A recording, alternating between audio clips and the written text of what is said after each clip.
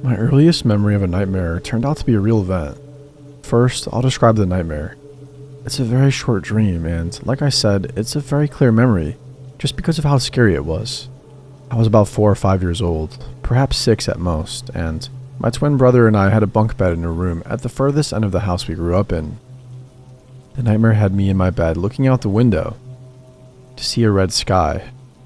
The kind it gets in the early dawn hours before sunrise, but light still colors the sky.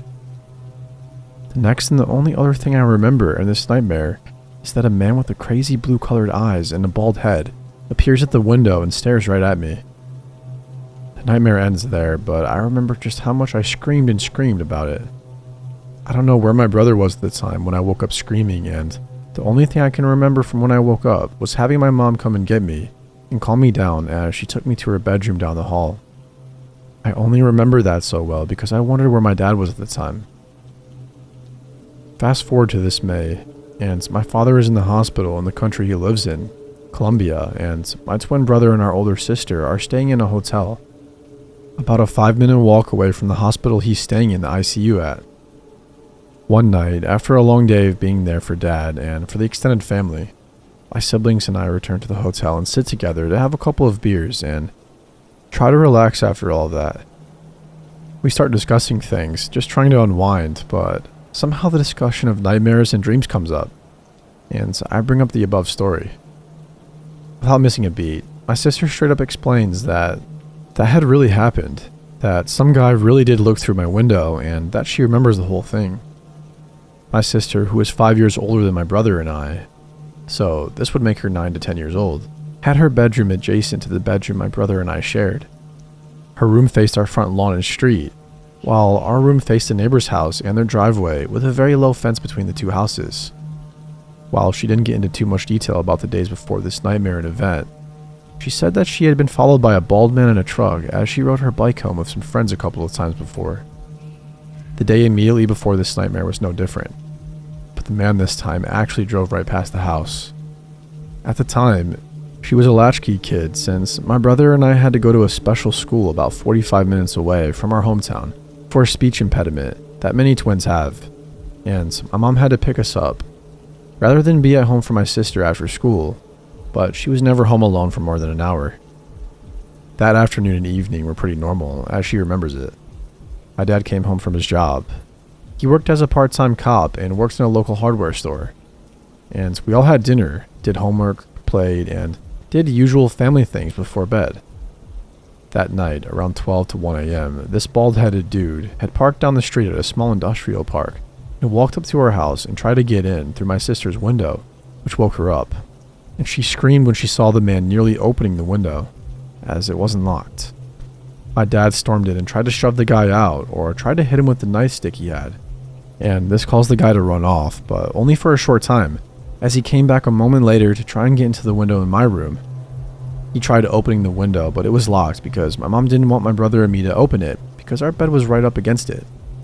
My sister said I screamed as loud as I could, and my mom went in to get my brother and me, while my dad tried to go after him by running out the door to chase him, but to no avail, as the guy hauled ass right through our backyard. The way our backyard was situated had it backed up right against a small rail yard that is a part of the aforementioned small industrial park down the street from us. Between our small neighborhood and that rail yard was a good amount of very dense trees that always made the backyards very, very dark. So my dad didn't want to get attacked by him there. So instead, he went back inside our house, called the police, then called our elderly neighbor to make sure they were okay, while our mom took care of us kids. That is all my sister could remember from that night herself, as this was a very long time ago. Neither of us could recall anything else after that either, and the story just sort of stops right there. My father sadly passed away in the hospital, so we aren't able to ask him, and given all that, none of us have thought to ask our mom yet, but maybe I will ask her soon.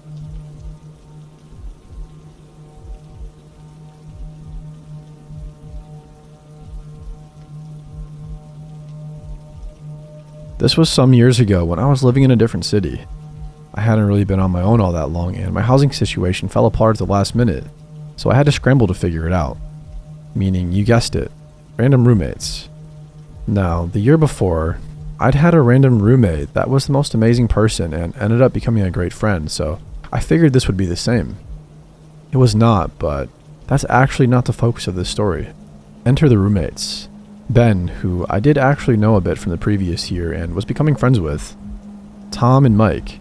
Now, this was the very first couple of days after moving in, and we'd all hung out to get to know each other better. But Tom and Mike hadn't fully moved in yet. It was a big old house separated by floor, and the top level was locked at the stairs. This is important to note. Ben and I lived upstairs, with Tom and Mike downstairs. I've always been paranoid and definitely have good reason, so when I'm home, all doors are locked. When I leave, all doors are locked. I sleep with my bedroom locked. I was home alone with Ben at work, and Tom and Mike sort of in and out, moving stuff in. I'll note here that both had a lot of expensive stuff, like in the 5-figure range. Well, I was watching something on my laptop in my room. Bedroom locked and both entrances to my part of the house locked. I started hearing a lot of noise coming from downstairs, sounding like doors and cupboards opening, furniture moving, etc., and figured it was just Tom or Mike until I heard footsteps coming up the stairs. I was technically supposed to be somewhere at that time, which they knew, but it had been canceled last minute, so nobody would have known I was home, and they had no reason to come upstairs when they knew both of us were supposed to be gone. That was when I got panicky, hearing them come closer and closer to the top of the stairs. I've never sat so still. The doorknob began to jiggle. I could hear it clearly as my room was closest to the entryway. At this point, I'm on the phone with 911, whispering that someone is in my house, without giving away that I'm there to whoever it was. The house was super close to downtown, and cops arrived in mere minutes.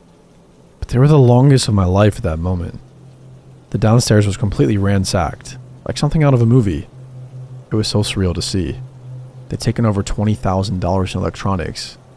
Honestly, I don't remember the exact amount, just about that, I think. Broken furniture and plates and stuff, and even ripped through the mattresses.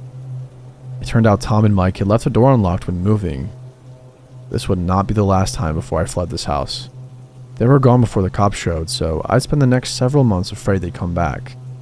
Though it would turn out to be the least of my future worries. So glad that I always locked doors. Considering the way downstairs looked, I don't know what they would have done to me.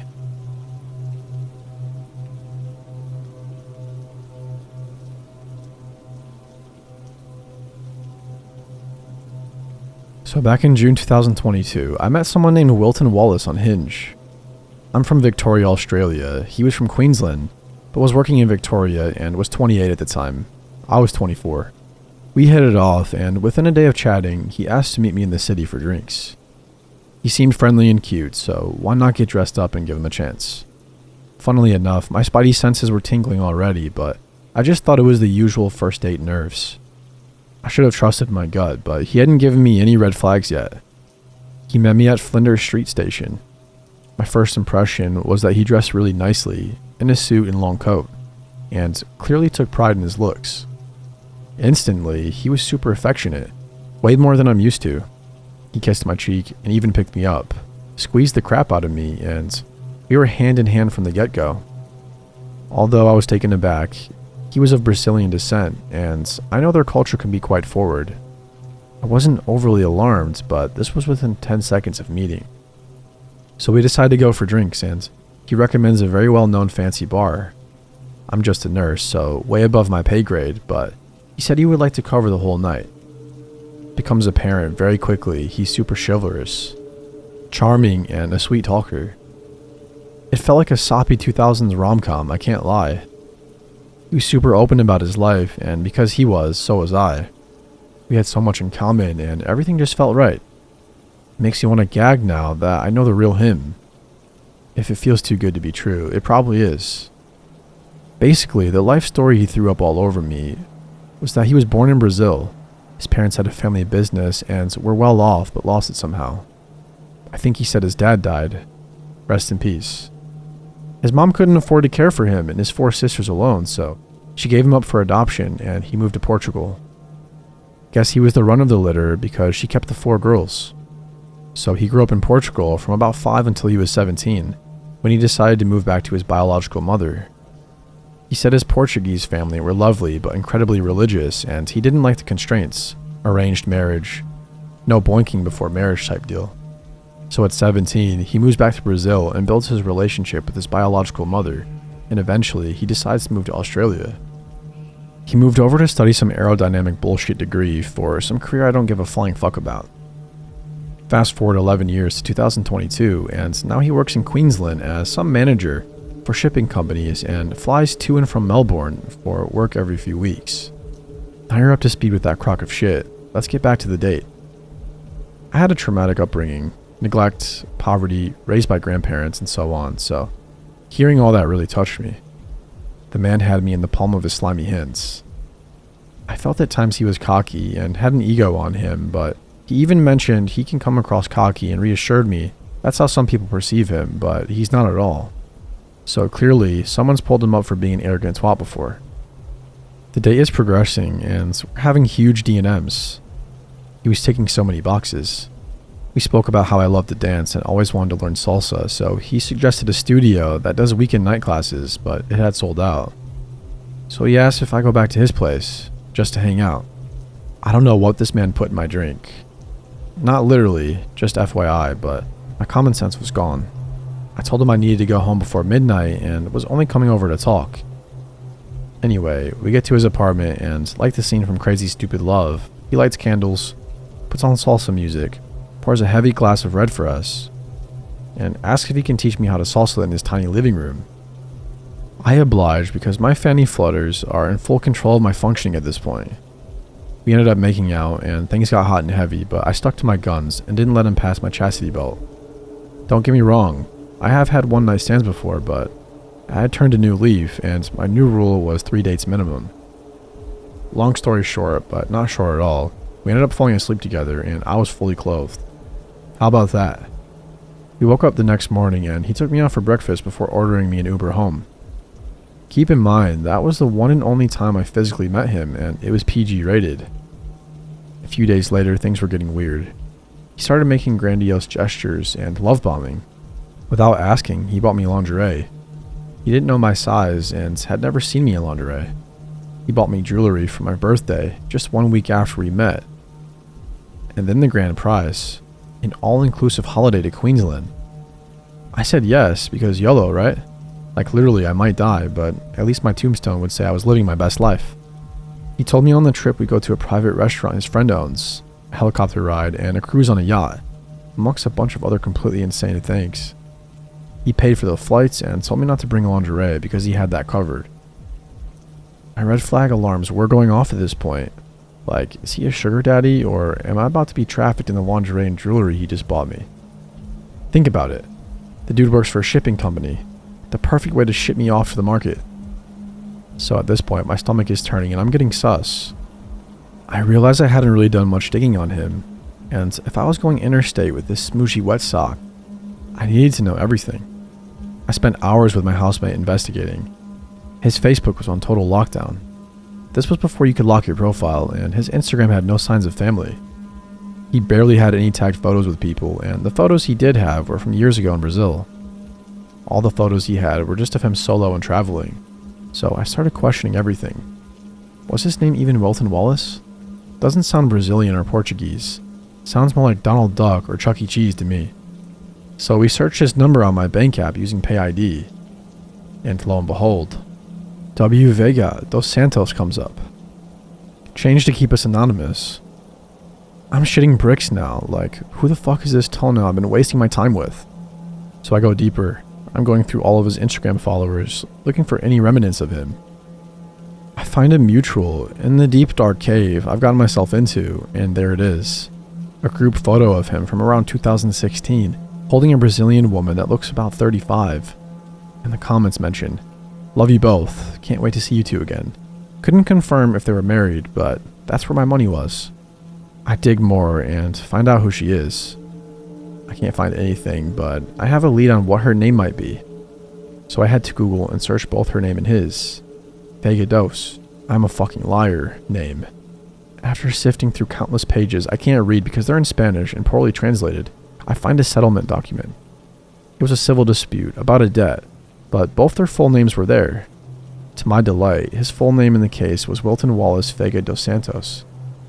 I don't blame him for going by the easiest of the 5 names, but the one truth doesn't fix a truck of lies. So now I'm thinking, I've gone mad and I'm overthinking. Maybe he's just divorced and doesn't post a lot. Nope. While doing our investigations, I asked him to send his passport so my friends had his details when I went to Queensland to be safe. He sends me his passport after hours of waiting, and he has blacked out info and covered his face. The dumb fuck didn't cover his date of birth well enough, though, because would you look at that? This absolute toad was born in 1986, making him 36. Now, I saw through his bullshit, but I wanted to flip the game for a little while. I had to do it for the plot. I confronted him about it. He made up some shit about how when he was registered in Portugal, they stuffed up the date. I don't know a 5-year-old could look 13, but there you have it. Over the next few weeks, he kept canceling and changing Queensland plans. Days before each rescheduled flight, there was always another issue. I went along with it. I had no intention of going, but wanted to see his cunning plot come to fruition. Maybe it wasn't trafficking. Maybe he was going to magically lose all his money and get cancer and need my help to survive. And then I got a message that broke the camel's back. His grandma in Portugal was sick, so he had to fly there ASAP. I literally laughed when I read it. I was super short and apathetic with him. The next day, Grandma died of a stroke. Boo-hoo. Some may think my digging went a bit too far at this point, but I ended up messaging the woman from the Insta photo and legal document because I just had a horrible gut feeling there was more to all of this. And I was sick of the games. It definitely felt like I was crossing a line, but I had to know. She ended up messaging me back that she unfortunately did know him and wanted to tell me everything over the phone.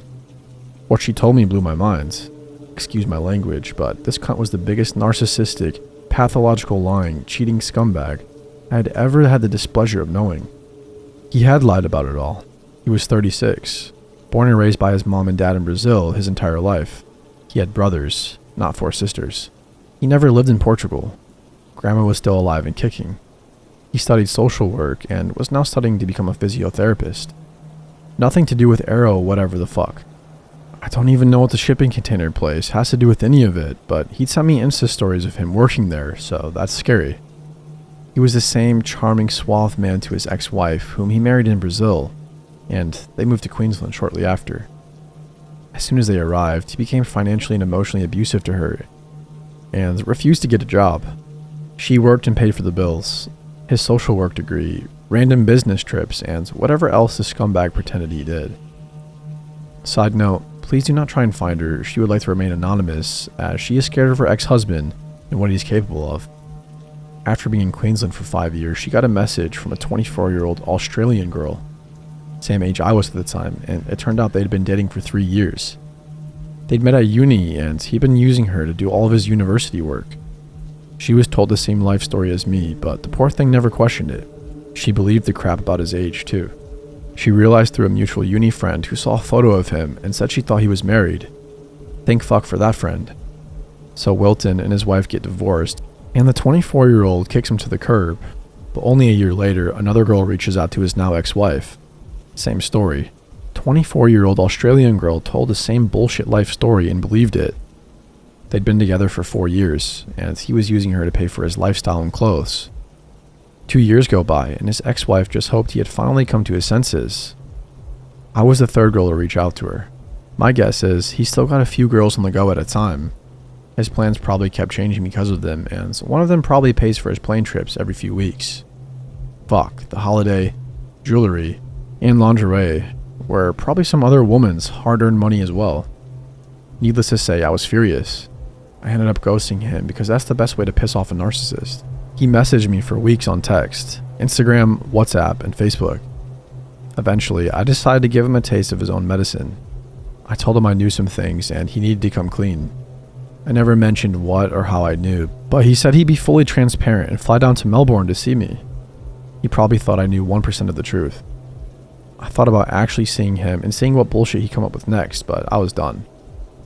I told him I was about 5 hours from the city, in a town that's so small there's only one train to get there a day. I said I couldn't pick him up from the airport, but he could stay a few days. I'd show him the real Australian country, and I'd drive him back to the airport at the end of his visit. So after catching a 2.5 hour flight and sitting on a train for 5 hours to go to the middle of nowhere, I asked him to send a photo of where he was so I could find him. He'd actually done it. I was at home in my pajamas watching a movie and he was at a train station in the rain, 5 hours away from the airport and stuck until the next day. Pure gold. I can only imagine how pissed he would have been.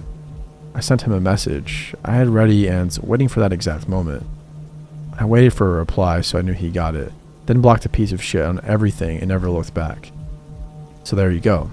Stay safe out there and always trust your instincts. Years ago, I posted this on a Melbourne forum and, unfortunately, there were a lot of girls that had met him online or for a date.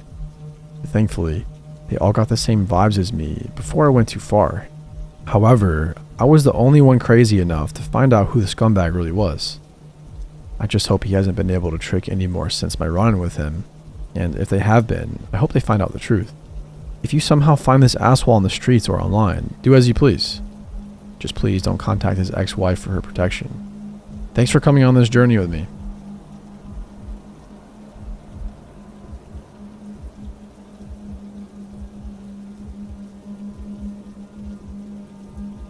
This just happened last night and it doesn't even feel real.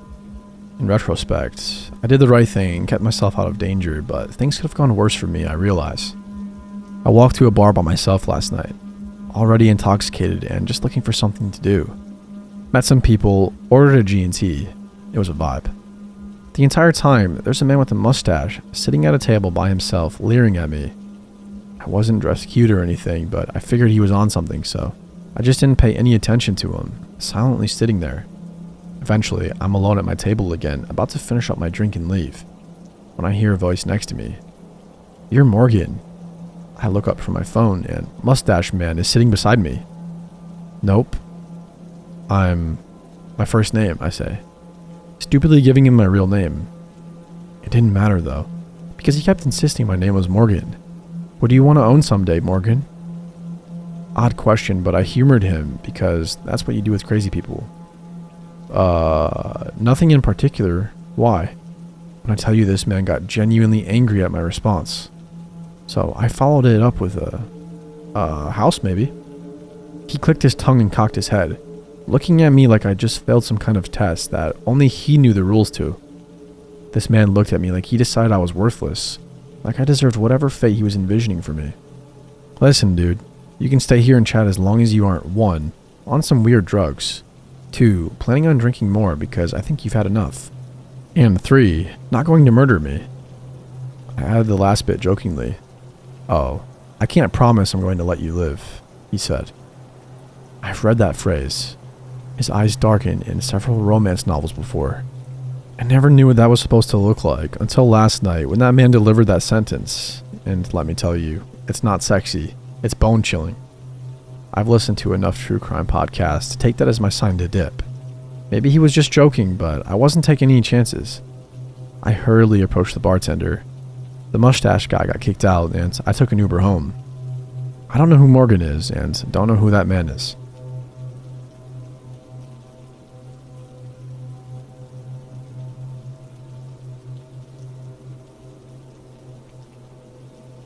During my final year in college, I was living in a 2-bedroom on-campus apartment with 4 other girls.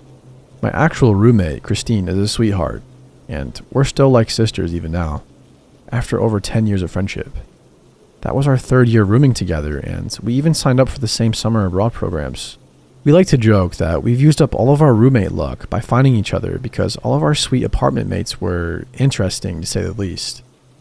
The rest don't warrant individual stories on their own, so I'll just type it up in the comments. The other 2 girls sharing our apartment were Chelsea and Brittany. Chelsea was normal, but Brittany was problematic. She would always bring different guys home every night, which was fine except for the fact that she was in a relationship with a cop who carried a gun everywhere with him and had serious anger and jealousy issues. Oh, and she'd have sex all over every surface of the apartment. The night this incident happened, there was a St. Patrick's Day party with free concerts happening in the school. So there were loads of people on campus. Brittany and Chelsea have gone off to party. But Christine and I decided to stay at home to binge on Friends reruns. In the middle of our binge session, we heard someone hammering at our door. "Hey, can you let me in?" I need to borrow your phone. It was a male voice. We immediately assumed it was one of Brittany's guys. Sometimes they would make up stories just to get into our apartment, then refuse to leave until she came back so they could hook up or get into shouting matches, usually cheating related. What should we do? Christine whispered to me. I knew what she wanted, but she was too nice to say it, so I said it for her. Let's pretend we're not in and not answer. We're in no mood to entertain a guy for a few hours while he waited for Brittany to get back. The guy banged on our door and asked to borrow our phone several times, but eventually gave up and left. We had fun watching the rest of the episode when our phones buzzed. We both checked our phones, and it was an automatically generated campus-wide alert text. There was a stabbing on campus. It was in our very apartment, and it happened in the unit right above ours. The stabber was an unidentified male, and he was still on the loose. I looked at Christy and asked her, could it be? She looked unsure but went, nah, it couldn't. Yeah, it couldn't. We made sure we barricaded the door to our room before we slept, though, in case Brittany brought Mr. Stabby home. I mean, she doesn't, yes, present tense, have the best taste in men. The next day, we read the school paper to find out more about the incident. Apparently, the guy knocked on the victim's door, asking to borrow her phone. She let him in, and as soon as he was inside of her apartment, he grabbed a knife from the kitchen countertop and stabbed her multiple times in the stomach. He was a complete stranger, and it seems that his only motivation is to stab someone. Since the campus was filled with thousands of people during the party, the guy easily slipped into the crowd and disappeared. Our apartment was on the ground floor and right next to the stairs. If somebody was to go knocking on every apartment, our apartment was most likely right before the victim's apartment. Christine and I definitely spent a few minutes shouting, "Holy shit, holy shit." It turned out having a shitty apartment mate may have saved us. Yes, there was a real article about it in the news. Here's a detail that isn't in the article. The apartment was Levy 6. If you were a fellow Lion during that time, you'd remember that it was a month after there was a shooting over a high school basketball game hosted on campus. Fortunately for me, I was graduating in 2 months, so my mom couldn't pull me out of LA and make me move back to Indonesia ASAP. Yes, my mom received the alert too, knew our apartment's layout, and so she also pieced everything together and realized it could have been me or Christine.